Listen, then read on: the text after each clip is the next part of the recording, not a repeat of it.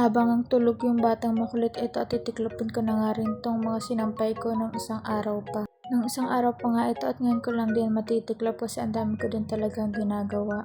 At buti na nga rin maaga natulog yung batang makulit para matapos ko din to agad-agad kasi madami pa nga rin akong mamayang gagawin. Story time muna tayo mga mare, kasi ang iba nagsasabi na ang swerte daw natin kasi nasa loob lang tayo ng bahay kasi asawa natin yung tatrabaho. Pero sa totoo lang mga mare, hindi madali ang nasa loob lang ng bahay. Kasi kung 24 hours tayong nasa bahay, sa 24 hours na yun ay tayo din ang gagawa lahat ng gawaing bahay. Lalo't na meron tayong binabantay na toddler. Kaya saludo ako sa mga nanay na madaming anak at napapagsabay-sabay na asikasuhin. Kasi sa totoo lang mga mare, hindi talaga madali ang nasa loob ng bahay.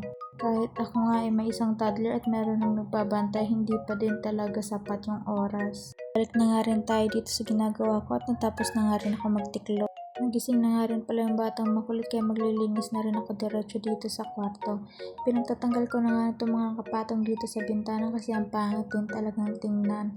Nagulis-ulis na nga rin ako kasi ang daming alikabok na naman. Kahit anong linis talaga natin, hindi yan mawawalang alikabok na yan.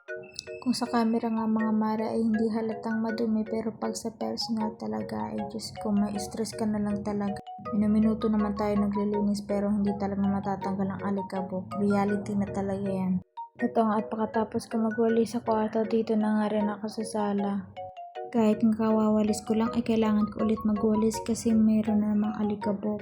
Kailangan din talaga maglinis lalo na pag meron tayong toddler na kasama sa bahay. At sa paningin yung mga mare ay maarte na kahit konting dumi iwawalisin agad.